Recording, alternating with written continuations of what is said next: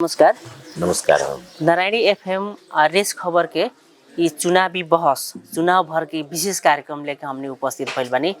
ये चुनावी बहस हमने के आचार संहिता के हिसाब से 18 गते तक ले हमने के बहस चलाएम। एमे हमने उम्मीदवार लोग से वो लोग के एजेंडा का बा, वो लोग के प्रतिक्रिया का बा, वो लोग के ठाव में ही अभी मुश्किल भी बाटे हमने के अपन ठाव में उम्मीदवार लोग को बोलावे। ऐसे वो लोग के ठाव में पूछ के हमने के चुनावी बहस के रिकॉर्ड कर रहल बानी, तैयार कर रहल बानी। और आज हमने के पर्सा क्षेत्र नंबर 4 में बानी, जहाँ पर्सा क्षेत्र नंबर 4 नेपाली कम्युनिस्ट पार्टी के तरफ से जय प्रकाश थारू उम्मीदवार बानी, वहाँ से हमने के बातचीत करें सन। जी थोड़ा अपन परिचय दिया। सबसे पहले नमस्कार, हमारा नाम जय प्रकाश थारू परी जी। हम जीरे भवानी गाँव पालिका वार्ड नंबर 4 भवानीपुर के वासी बने।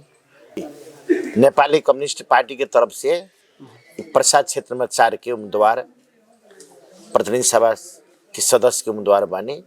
हमारे चुनाव चिन्ह तारा छाप बा। जी इससे पहले एकरा से पहले हमें संविधान सभा सदस्य में दूसरों संविधान सभा सदस्य में जीता रहनी साबिक 5 नंबर क्षेत्र रहे। जी उस समय में हमारे पहले का कर्तव्य रहे संविधान बनावे के, जो उनकी 2 वर्ष के भीतर में संविधान बनावे में हम सफल हुए नहीं। बाकी रहल 1.5 वर्ष के अवधि। 1.5 वर्ष के अवधि में हमें यहाँ 4 नंबर उस साबिक 5 नंबर क्षेत्र में रहे। साबिक 5 नंबर क्षेत्र के सबसे पहले हमें भौतिक पूर्वाधार में जोड़े वाला काम करनी, जो उनकी अभी नौगामा से लेके ठोरी तक ले खास करके हमने के साबिक 5 नंबर क्षेत्र जो रहे उस समय बहुत पर्सा जिला के सबसे दुर्गम भेग ये साबिक 5 नंबर क्षेत्र पश्चिमी भेग में पड़ला। पर्सा के दुर्गम भेग रहे, यहाँ यातायात के बिल्कुल ही कठिनाई रहे। ई गांव से दूसर का गांव में जाए में कोनो यातायात के सुविधा ना रहे। खोला नाला वही 6 बार कैले रहे। नौगावा की ही बात करल जाओ तो नौगावा साबिक 3 गाविस रहे, जमलापुर, संभवता, मिर्जापुर, ओरिया नदी 6 बार कैले रहे। ओरिया नदी में 2 गो पुल हम पहल करके लगावेला सफल भइनी। उसे ही तत्कालीन गाविस जो जगन्नाथपुर ई अभी जहाँ हमने बैठल बनी सुपौली गाविस, शंकर सरिया गाविस, 3 गाविस टापू रहे। यहाँ हमें चंद्रावती में पुल जो उनकी लक्ष्मीपुर जगन्नाथ के बीच में पड़ला, जगन्नाथपुर से पूर्व मधुआहा में पुल, जगन्नाथपुर से उत्तर बैरिया में पुल, और यहाँ भवानीपुर से दक्षिण गंगोल में पुल। एक ठो अपने 2 ठो यहाँ बा इमरती, सुपौली के उत्तर पड़ला इमरती, और शाहजहानपुर के पूर्व पड़ला स्मृति। उसी किस्म से एगो गंगोल पुल जो उनकी सोहरी से सुपुर से संठी के बीच में जोड़े वाला उमें गंगोल पुल में पुल लगा वाला, लेकिन अभी तक काम संपन्न नहीं भइल। लेकिन ई पुल पुलेसा वाला काम ग्रामीण भेग में सबसे पहले का कालो पत्रे के शुरुआत करे वाला जय प्रकाश थारू ही हो।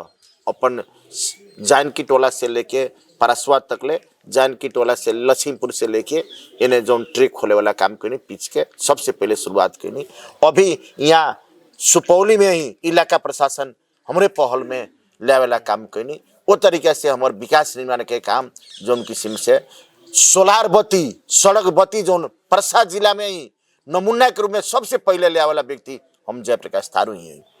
यहाँ जी उस समय में शिकारी बास एगो अभी तक ले सबसे पुराना बस्ती है ठोरी के।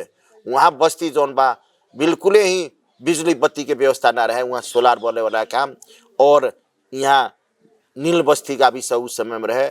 यहाँ सुपौली में अपने के सानिक ठाव जोन बा जोन किस्म से बाजार जहाँ लग रहा बा, चाहे इलाका प्रहरी कार्यालय जनपथ के सशस्त्र के जहाँ प्रहरी कार्यालय बा, उस सानिक ठाव में इलाका प्रहरी पोखरिया भइल, पटेरवा सुगोली भइल, अपने के इलाका प्रहरी कार्यालय ठोरी भइल, अपने के ठोरी भइल, सब प्रहरी चौकी सब में वहाँ लगावेला काम, सड़क बत्ती लगावेला काम करनी। जानकी टोला के चौक में, चाहे मसियानी के बाजार में तरीके से लगावेला सड़क बत्ती सबसे पहले हमें शुरुआत करनी। तो वो तरीके से विकास के रूप में छोटे समय में जौन किस्म से हमें एगो फड़को मार के देखौनी है, वो तरीके से विकास से जितना भी कार्यालय बा सब कार्यालय में जाके पूछल जाए तो जय प्रकाश थारू के नाम उपस्थिति दिलाल, उपस्थिति हम रखले बनी। वो लोग के सहयोग साथ में लेके अभी तक ले पर्सा जिला में विकास प्रेमी नेता के उ बात जयप्रकाश थारू के ही नाम आवला संबोधन करला लोग जनता लोग वो तरीके से हमार काम करवाई जोन भइल बिल्कुल ही जनता के सेवक बन के जब भी काम करके चलनी और जनता के ही साथ में रह के ही जौन दक्षिणी भेग पड़ला जब भी बॉर्डर एरिया से पिसवा से लेके ठोरी तकले अभी साबी के 5 रहे अभी 4 हो गई बा 7 गो वार्ड और जोड़ा गई बा कालिका माई एगो पखा मैनपुर के 5 नंबर वार्ड पोखरिया के एगो 3 नंबर वार्ड 7 गो वार्ड थप करके 32 गो वार्ड के 4 नंबर क्षेत्र बनल बा हाल के 4 नंबर क्षेत्र में दक्षिणी भेग में माने वो तरीके से समस्या में जौन किस्म से साथी लोग बॉर्डर एरिया में भरला के नाते से विभिन्न समस्या में बेरोजगारी समस्या बा बेरोजगारी की समस्या का चाप के चलते बॉर्डर एरिया भरला के चलते थोड़ा हेरा फेरी होकबे करला प्रशासनिक झमेला पड़ला उ प्रशासनिक झमेला के निदान करे खातिर पहल कर देवे खातिर देन देर कोनो भी पार्टी के जनता हमें लगावला जनता केहू के पार्टी के ना हो जनता सर्वोपरि हो जनता जे भी हमें लगावला सब लोग के एकदम गंभीरता पूर्वक से बात सुन करके उन लोग के बात समस्या के समाधान करे खातिर हम पहल करके चलल बानी जौन की चलते अभी के परिवेश में ये जौन विशिष्ट परिस्थिति में जौन चुनाव फागुन 21 गते होके जा रहा बा इस चुनाव में ठोरी से लेके अपने के कालिका माई चाहे भिसवा माने छिपर माई चाहे धोबनी चाहे जगन्नाथपुर चाहे जीरा भवानी ये जितना भी 32 वार्ड के जोन बा 6 गो पालिका पर रहल बा 6 पालिका में तारामय बनल बा जनता वो तरीके से आकर्षण जयप्रकाश थारू प्रति तारा छाप प्रति भइल बा आ इमे अभी के वास्तव में देखल जाए तो जेनजी आंदोलन के बाद में जी भदौ 23 और 24 गते के आंदोलन के बाद में और पार्टी फुटमत होता तो ये पार्टी हमने के नेपाली कम्युनिस्ट पार्टी अपने के 26 गो पार्टी मिल के छोट बड़ मिल के जोड़े वाला काम होता वैसे आम नेपाली सबके संपूर्ण जनता के आस्था और विश्वास के केंद्र बिंदु बनल बा त नेपाली कम्युनिस्ट पार्टी बनल बा जेकर चुनाव चिंतारा छाप बा ये पार्टी सर्वहारा श्रमजीवी गरीब किसान मजदूर दलित और अपने के निम्न स्तर मध्यम वर्ग के मुक्ति खातिर ही करके चली कह के आस्था और विश्वास बा जी।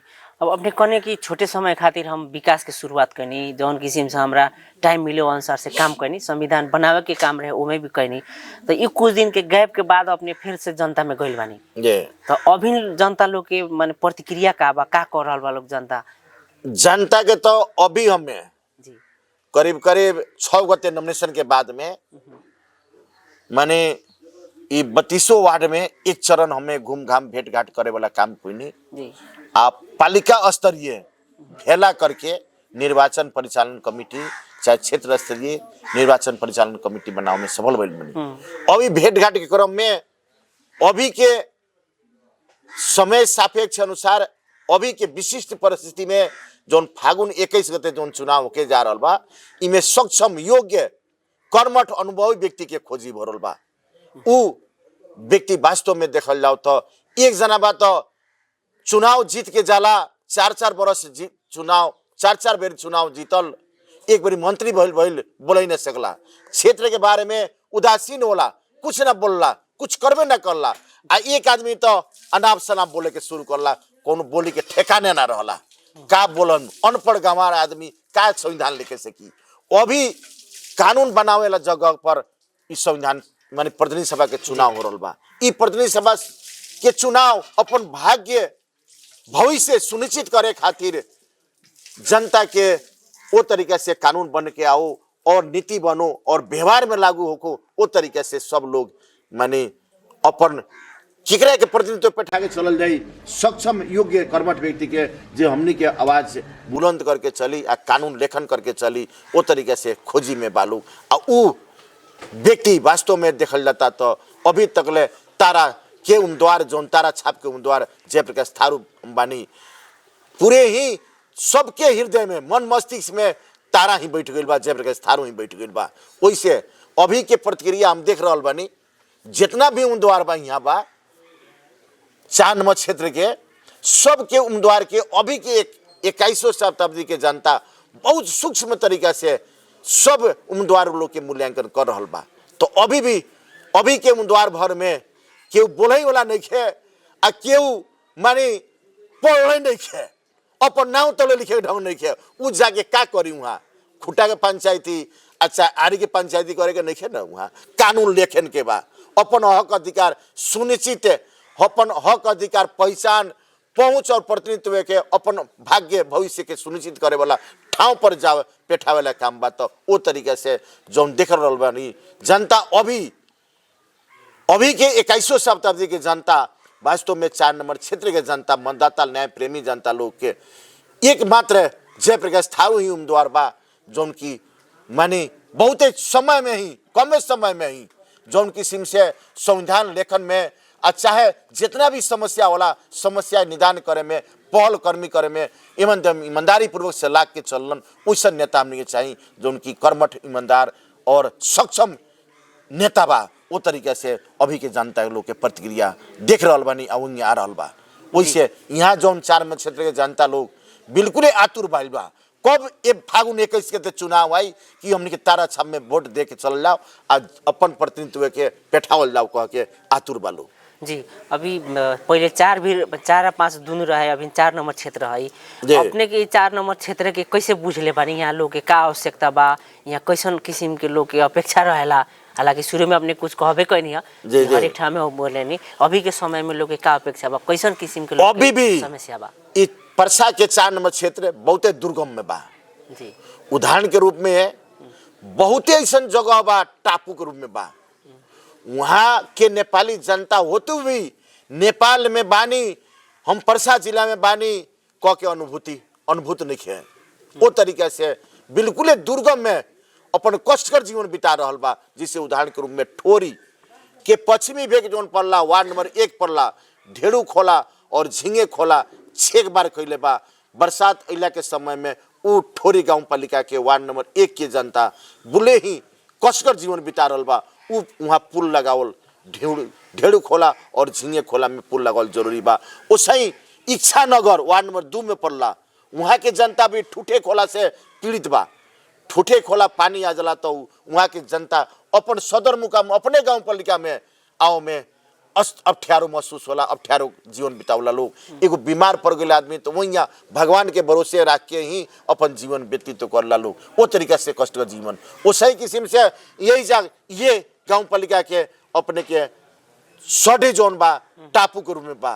वो सही किस्म से अपने के एगो घोड़दौड़ा पिपरा जोन धोबनी गांव पालिका के ओरिया नदी के ओह पर बा जोन की टापू के रूप में जीवन व्यतीत करला, वहाँ पुल के जरूरी बा। वैसे ही बिशुनपुरवा गांव जोन बा अपने पिड़ाड़ी के पश्चिम में बिशुनपुरवा के जोन खोला जोन बा पुरबारी जोन खोला जोन बा उ खोला 6 बार कैले बा। बिशुनपुरवा के आदमी टापू के जीवन बिता रहा बा, उ पुल वहाँ जरूर लगाल जरूरी बा। ऐसे ही बहुते अभी हम इस क्षेत्र में घूमनी हमें उन्हें 7 गो वार्ड जोन बा कालिका लगायत पका मैनपुर चाहे अपने के बसंतपुर फुलवरिया में अभी भी अच्छा बाटो नहीं है, ग्रेवल बाटो नहीं है, कच्ची बाटो बा। एकदम दुर्गम में गाड़ी लेके हमने चलते नहीं कितना अफ्ठ्यारो महसूस हो रहा बा। ई गांव से उ गांव जोड़े खातिर वास्तव में यातायात के सुविधा सरल सुविधा हो चाहिए, वो तरीका से सुविधा नहीं है। सबसे पहले यहाँ के जौन हम देख रहा बानी जौन मानी एक गांव से दूसर का गांव जोड़े खातिर यातायात के सुगमता नहीं है। जब तक यातायात के सुगमता ना हुई तो आदमी के मानी अपन सदर मुकाम में चाहे ई गांव से उ गांव जोड़े में दिक्कत हो रहा बा। वो तरीका से यहाँ सड़क के यातायात के संजाल जोड़ल एकदम जरूरी हम महसूस कैले बानी। तीसर का बात कथी बा कि यहाँ किसान अधिकतर हमने के 85% किसान सबके बसोबासी मानी क्षेत्र में बा, चाहे मधेश में ही बा। लेकिन नेपाल के जे भी राज्य सत्ता में गइल किसान प्रति उदासीन भइल, किसान के ना देख के चलल। आमदनी से ज्यादा लागत ही ज्यादा हो रहा बा, किसान के स्तर कहाँ से उठे सकी। जब तक ले आमदनी के कृषि किसान के आय स्तर ना उठी तब तक ले किसान के मानी स्तर जब तक ना उठी, वृद्धि ना हुई, स्तर ना उठी तब तक ले नेपाल में वास्तव में यू समृद्ध नेपाल के सुखी नेपाली के जो नारा लेके चलल बा उ नारा कल्पना में रह जाई। तो सबसे पहले किसान के उठावे खातिर कृषि में क्रांति लावे पड़ी। कृषि में जो मानी सिंचाई के व्यवस्था करके बिजली के विद्युतीकरण करके मोटर और बोरिंग के व्यवस्था करके किसान के अनुदान में सुविधा देके, बीजन खाद के अनुदान में सुविधा देके और व्यावसायिक खेती करके वो तरीके से कृषि में क्रांति लाओ पड़ी। उसी किसी में शिक्षा में, स्वास्थ्य में, सब में माने यहाँ देख रहा बानी बिल्कुल ही पीड़ित जीवन बिता रहा बा लोग, गरीब किसान मजदूर बा लोग, बेरोजगारी की समस्या वही है बा। अपन हमने के बाल बच्चा, अधिकतर बाल बच्चा विदेश पलायन हो रहा बा लोग। तो वो तरीका से युवा सब पलायन होने के नाते से देश में रोजगार के व्यवस्था ना होने के नाते से यहाँ औद्योगिकरण के व्यवस्था करे के पड़ी, उद्यमशीलता के विकास करके चले के पड़ी, कृषि में आधुनिकीकरण के विकास करके चले के पड़ी।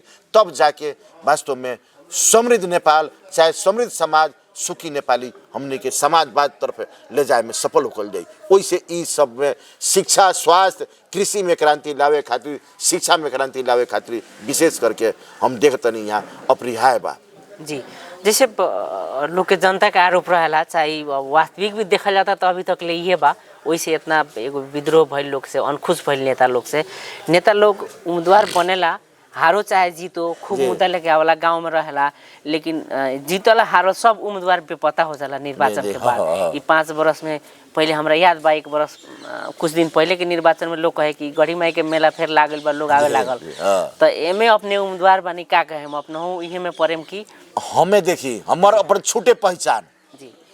हमें हालांकि नेकपा एमाले पार्टी में रहनी, हमें जी नेकपा एमाले में शुरू में 48 साल में उर्मिला अरियाल जी के टिकट जब मिलल, 51 में फिर उनके मिलल, 5 वर्ष से मात्र नेता लोग आवला, ओकरा बाद में तब से फिर के ना तकला लोग अनु जीतल जे जीत जाला वो उलट के ना तकला, फिर के ना तकला हमार जनता कहाँ बा, आ जे हारला तो और बेपते हो जाला। ई गुनासो रहे हमने के समस्या पड़ला पर केहू सुने वाला नेता ना होला।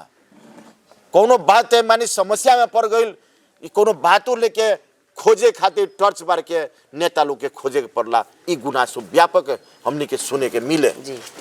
तो वास्तव में ई बात जब सुनल जाए तो सुनला के बाद में हमरा लागल ई बात जो जनता लोग के गुनासो आवता, ई गुनासो जायज बा। ई गुनासो जायज बा तो ई गुनासो जब तकले हमने के अपने हमें खुदे उदाहरण बन के ना चले तब तकले माने ई गुनासो आवते रही। काल का पंचायती काल में भी कई लोग नेता लोग, प्रजातंत्र अला पर भी कई लोग, लेकिन और जना से और नेता से हम छूटे पहचान करके अपन मूल्य मान्यता की राजनीति करके चलनी है। जबकि हमें चुनाव नेकपा एमाले में पहले रहनी, हमें नेकपा एमाले से चुनाव लड़ला के बाद में अपने के जब गुनासो आयल तो गुनासो शुरू में हम 64 साल में पहलो पर संविधान सभा के सदस्य में हम चुनाव लड़ रहनी। उस समय में ये गुनासो अला के चलते हमें जनता के बीच में हमें प्रतिबद्धता कैनी।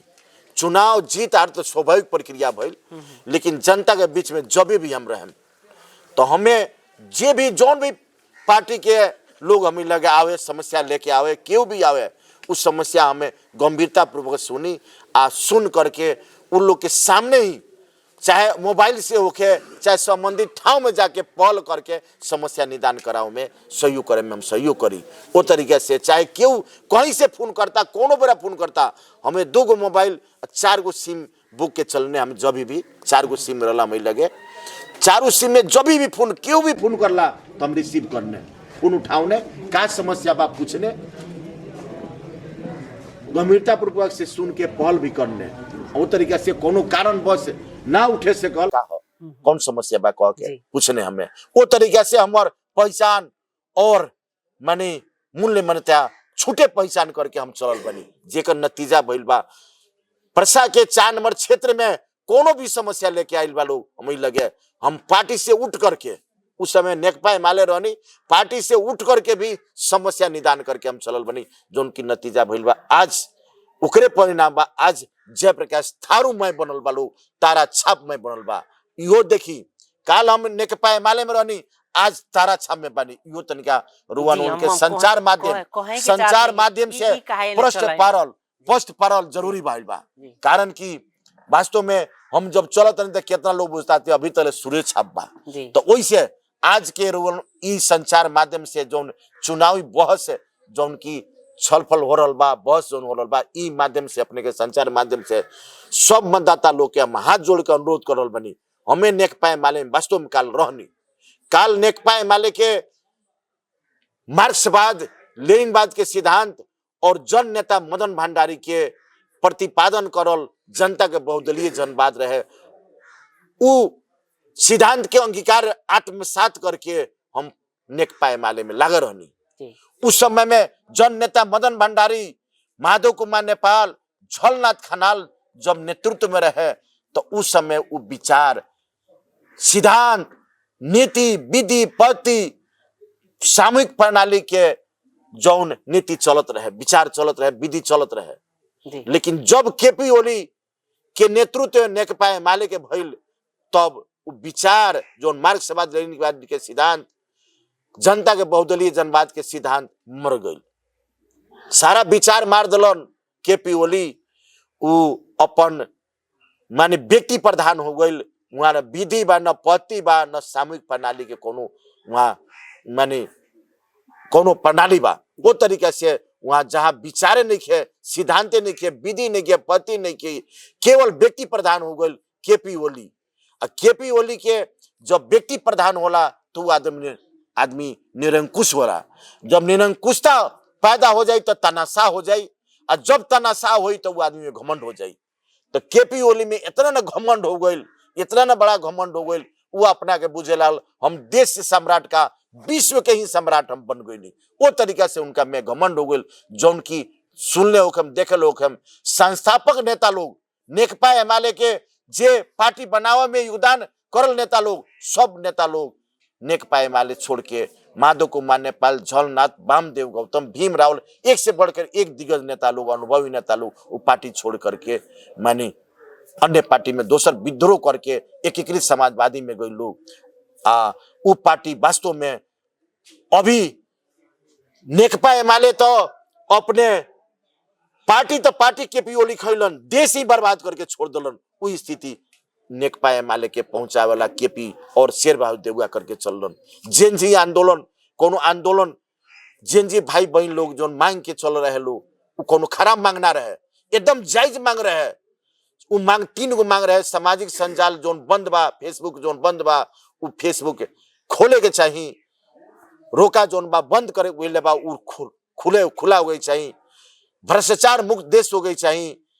देश में सुशासन होके चाहिए। 3 गो मांग रख के जेनजी आंदोलन के लिए रहे। वो मांग के संबोधन करे के चाहिए केपी ओली के सरकार आ शेरबहादुर देउवा के सरकार, दोनों मिल के संयुक्त सरकार बन रहे। लेकिन केपी ओली के सरकार संबोधन ना करके उल्टे गोली प्रहार कैल, हत्या कैल। भाई बहन स्कूले बाल बच्चा के ड्रेस में भइल बाल बच्चा के गोली मारे वाला काम कैल। ये केपी ओली के सरकार 23 आदमी के शुरू में हत्या कैल। दूसरो दिन 24 गते जोन विद्रोह भइल मानी अपने देश में देखनी, मानी सर्वोच्च अदालत, अपने के सिंह दरबार, शीतल निवास, अंतर्राष्ट्रीय भवनी, राष्ट्रीय धरोहर संपत्ति सब वो तरीके से अरबों अरब के संपत्ति नुकसान होकर वाला काम भइल। केपी ओली के मानी घमंडई के चलते और तानाशाही के चलते, असक्षमता के चलते असक्षम होइल। सुनले हो के अपन जान बचावे खातिर हेलीकॉप्टर में उनकर भागे के पड़ल। वो तरीका से स्थिति है जेकर माने देश कोई जनता जाओ अपन जान बचावल मुश्किल भागलन हो। लेकिन ये हमनी के जोन पार्टी के नेतृत्व में बा पुष्पकमल दाहाल और माधव कुमार नेपाल रात के जाके राष्ट्रपति लगे जाके जैसे भी संविधान बचावेला काम कैलन, सुशील सरकार के सरकार बनावेला काम कैलन। अभी देश वही संकट में बा। देश विदेशी सबके आंकड़ा हो चुकल बा। पश्चिमा जौन यूरोपियन देश जौन बा यहाँ हावी हो चुकल बा।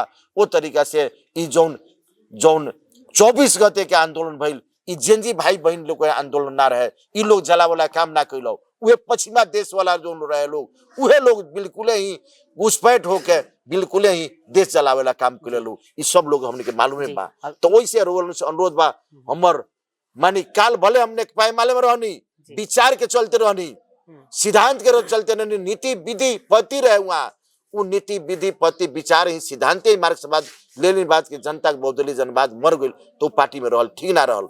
वो पार्टी के छोड़ करके अभी नेपाली कम्युनिस्ट पार्टी सबसे बड़का पार्टी छोट बड़ मिला के वाम घटक के पार्टी जो उनकी 26 गो पार्टी मिल के अपने के नेपाली कम्युनिस्ट पार्टी जेकर सिद्धांत मार्क्सवाद लेनिनवाद के सिद्धांत लेके अंतिम लक्ष्य समाजवाद लेके चलल बा ई पार्टी में तब हमरा आओ के पड़ल। हम वामपंथी राजनीति से शुरू से करत आइल बनी, हम वामपंथी व्यक्ति बनी, हम दोसर पार्टी में जाए वाला ना बनी। वैसे हमें नेपाली कम्युनिस्ट पार्टी ही एगो संपूर्ण नेपाली के आस्था और विश्वास के केंद्र बिंदु नेपाली कम्युनिस्ट पार्टी ही रह गइल बा।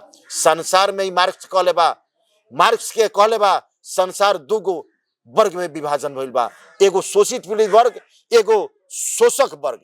तो शोषित वर्ग के नेतृत्व करे वाला जौन गरीब किसान मजदूर सरभारा श्रमजीवी के नेतृत्व करे वाला मध्यम वर्ग और निम्न वर्ग के स्तर के नेतृत्व करे वाला पार्टी नेपाली कम्युनिस्ट पार्टी मार्क्सवाद मार्क्सवाद के सिद्धांत लेके चले वाला पार्टी ह।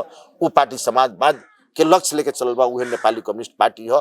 ये पार्टी हमनी के सर्वहारा श्रमजीवी के नेतृत्व करे वाला गरीब किसान मजदूर के दलित के जितना सब लोग के मुक्ति दिला के चली, वैसे हमें ई पार्टी में लगनी ह। अब जौन चीज हमें पार्टी में लगनी, पार्टी में कोनो हमें मांग लेके ना चलनी, हमें पार्टी में हमें निस्वार्थ रूप से रखनी। लेकिन पार्टी हमारे मूल्यांकन करके आज केंद्रीय सदस्य भी बनौलन आ उम्मीदवार भी 4 नंबर क्षेत्र के अभी पर्सा के नेपाली कम्युनिस्ट पार्टी के तरफ से हम उम्मीदवार भी बानी जेकर चुनाव चिन्ह तारा छाप बा। जी बहुत अपने क्लियर कह देनी काहे कि अपने के भी लोग पूछत होई, चाहे बहुत लोग के जिज्ञासा बाकी अपने के तो एमएलए में रहनी, एमएलए से पहले जीतनी बढ़िया नेता रहनी, काहे अपने कम्युनिस्ट पार्टी तारा छाप काहे चूज करनी। बहुत बढ़िया अपने माने बताइनी कि विचार ना मिलल, जहां विचार सिद्धांत ना मिलेला वहां रहला से भी ना होय कह के अपने आइनी।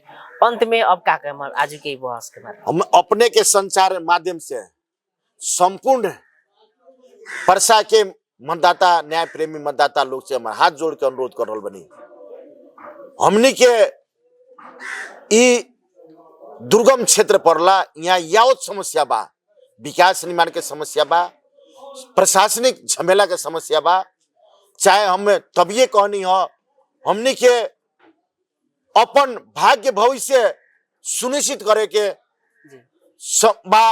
ई अपन भाग्य भविष्य के सुनिश्चित करे खातिर कानून बनावे खातिर लेखन करे खातिर माने सक्षम योग्य कर्मठ अनुभवी व्यक्ति के रोल छान के चली। जौन उ अभी के परिवेश में जितना भी हमने के उम्मीदवार बानी सब उम्मीदवार लोग के बहुत सूक्ष्म तरीका से मूल्यांकन करी और उ में देखल जाओ कि वास्तव में हमने के प्रतिनिधित्व 4 नंबर क्षेत्र के प्रतिनिधित्व करे वाला के व्यक्ति हो सकता, हमने के आवाज सदन में चाहे संबंधित निकाय में के आवाज बुलंद कर सकता, के प्रतिनिधित्व कर सकता, वो तरीके से छाने वाला काम करी और उनके विश्वास दिलाओ चाहतनी। वास्तव में हमें कि एक बार मौका दिले रहनी लोन संविधान सभा के सदस्य में जो 2 वर्ष में हम बनाव में सफल भइनी और 1.5 वर्ष के अवधि में जो एगो फड़को मारे एगो जोन किस्म से विकास के लहर जो ले वाला काम करनी है। भौतिक पूर्वाधार बहुते ही यातायात के संजाल चाहे माने पुल पुलेसा जोड़े वाला काम करनी, अभी भी समस्या बताऊनी बहुते यहाँ समस्या से ग्रसित बा, बाटो घाटो के समस्या बा, पुल पुलेसा के समस्या बा, कृषि में क्रांति ले बा, शिक्षा में क्रांति ले बा, स्वास्थ्य में ले बा, ये सब बेरोजगारी समस्या हल करे बा, ये सब समस्या को हल करे खातिर रोल उनसे हमार अनुरोध बा कि तारा छाप में वोट दे के चली लोन। तारा छाप के रोल उनके मत से जौन हम प्रतिनिधित्व करके जाएम, रोल उनके मत के कभी भी सिर ऊंचाई रख के चलेम, रोल के सिर तल पारे वाला काम कोनो कीमत पर हमर अपना पहल जौन हुई उससे पहल से रोल से हमर पहल कदमी से रोल के कभी भी सिर गाते वाला काम ना होके देम, रोल के विश्वास दिलाओगे चाहतनी। वैसे रोल से हम ये संचार माध्यम से अनुरोध करल बनी, रोल पार्टी से उठ करके व्यक्ति के अच्छा बा वो तरीका से भी रोल चले वाला काम करी। न तो यहाँ अनेक नया पार्टी लेके आयल बा लोग, कहता लोग कि नया पार्टी बानी, अनेक भ्रम फैला रहा बा लोग। है घंटी में तो नया पार्टी हो, घंटी कहाँ नया पार्टी हो? घंटी तो एक से पहले 79 में तो चुनाव लड़ रहे हैं, 79 में चुनाव लड़ रहे, 21 को सीट ले पार्टी हो वो। अब पार्टी तो पार्टी रहले ना रह गइल बा, वो तो एगो समूह एगो क्लब लखा हो गइल बा। वो तरीका से देखल जाओ ना, वो पार्टी के नेतृत्व गइल बा, वो पार्टी में बिल्कुल ही अभी वो पार्टी को उम्मीदवार जौन बनल उनकर देखली काल पहले माओवादी में ही रहलन 79 में, ओकरा बाद में घंटी से ही राष्ट्रीय स्वतंत्र पार्टी से ही चुनाव नॉमिनेशन भी दिलन आ नॉमिनेशन देते मैंने रात फिर मानी जाके दरखास्त खींचे वाला कैलन का उनकर रात कौन छू मंत्र बन गई जे रात फिर अपन दरखास्त फिरता लेलन। ओकरा बाद में फिर अपने के छाता छाप में गइलन, अपने के समाजवादी पार्टी में छाता छाप में गइलन, छाता छाप से फिर माओवादी में अइलन और माओवादी से जब हम माओवादी में मानी कथी कहला नेपाली कम्युनिस्ट पार्टी में अइलन उस समय तत्कालीन माओवादी के केंद्रीय सदस्य भी रहलन और माओवादी और एकीकृत समाजवादी छोट बड़ पार्टी मिलके इ नेपाली कम्युनिस्ट पार्टी बनल बा। जब हम ई में तो उनकर ई में उम्मीदवारी तकले उनकर के नाम सिफारिश तकले ना भइल तो उनकर जाके हुए घंटी में फिर गइल बड़न। तो वो तरीका से उम्मीदवार देखल जा बयान भइले उ चुनाव जीत हार तो स्वाभाविक प्रक्रिया है, लेकिन बयान पहले जीतलो पर हरलो पर खोजला पर मिले वाला ना बा। बयान पहले हमनी कैसे यहाँ नेतृत्व चाहिए जो उनकी जीतो चाहे हारो जब भी हमनी के साथ में रहो, हमनी के दुख सुख में साथ में रहो, जब भी हमनी के यहाँ प्रशासनिक समस्या पड़ला चाहे बॉर्डर एरिया पड़ला हर हमेशा यहाँ मानी झई झगड़ा होला वो तरीका से समस्या के पहल कदमी करे वाला नेता वैसन चाहिए कह के वही तरीका से यहाँ के साथी लोग यहाँ के मतदाता लोग के खोजबा और वो खोज वास्तव में उमें हमें अपना के बिल्कुल ही सक्षम बानी। अभी तक ले जितना भी हमें चाहे प्रशासनिक समस्याओं को चाहे यावत तो समस्याओं को चाहे विकास निर्माण के काम हो को जो छोटे अवधि में जो किस्म से एगो पहचान देखाव में सफल भइल बनी अपन मूल्य मान्यता के राजनीति करके चलने वो तरीके से सब लोग के बराबर हिसाब से लेके चलने। तो वही से अभी मतदाता लोग से हमार हाथ जोड़ के अनुरोध बा कि रुवलवन तारा छाप में वोट दे के चली। रुवलवन के हम जब भी साथ में रहें रुवलवन के माने वोट के मत देहल के निश्चित रूप से हक अधिकार पहचान एगो और बात हम रुवलवन से कर बनी हक अधिकार पहचान पहुंच प्रतिनिधित्व संविधान में सुनिश्चित करे के लिख के नहीं सन, लेकिन व्यवहार में अभी तक ले देखा नहीं के पड़ल। तो नीति मात्र बना के ना होला व्यवहार में लागू करके चले के पड़ला तो ओकरा खातिर भीख मांगला से ना होला लड़ के अधिकार छीने के पड़ला। तो अभी भी हमनी के हक अधिकार पहचान पहुंच और प्रतिनिधित्व लेवे खातिर हमनी के रुवलवन के तारा छाप के उम्मीदवार जयप्रकाश थारू हम बानी। रुवलवन के हक अधिकार पहचान व्यवहार में करके देखाएम, यहाँ आरक्षण के व्यवस्था करके चलल जाई जो उनकी मधेसी के चाहे थारू के चाहे दलित के चाहे मुस्लिम के चाहे महिला के सब चाहे पिछड़ा वर्ग के सब हक अधिकार सब लोग के आरक्षण करके चलल जाए जो उनकी जनगणना के जो मापदंड बना के वो अनुसार से जो संख्या जितना जाति संख्या के प्रतिशत में वो तरीका से आरक्षण करके चलल जाए तो निश्चित रूप से सबके हक अधिकार सुरक्षित हुई, पहचान भी सुरक्षित हुई, राज्य के निकाय में हर एक निकाय में हमने के उपस्थिति रही वो तरीका से रुवलवन के विश्वास दिलाओ चाहतनी। वैसे रुवलवन तारा छाप में वोट दिहल जाए दिला के भी चलल जाए रुवलवन अपन प्रतिनिधित्व बैठा के चलल जाए।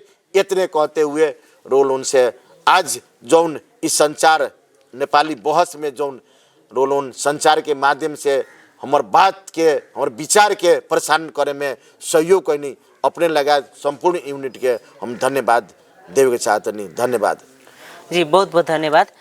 नारायणी चुनावी बहस में आज हमने की बातचीत करनी सन बहस करनी सन पर्सा क्षेत्र नंबर 4 के उम्मीदवार जयप्रकाश थारू जी से और वहाँ के जो लंबा समय से अपने रहनी एगो एमाले में काहे नहीं नेपाली कम्युनिस्ट पार्टी में भी बात प्रश्न करनी है अपन एजेंडा प्रश्न करनी है। फिर हमने दूसर के एपिसोड में दूसरा उम्मीदवार से बातचीत करें सन। तब तक के खातिर हम शिवनाथ विदा होता नहीं। प्रणाम, नमस्कार।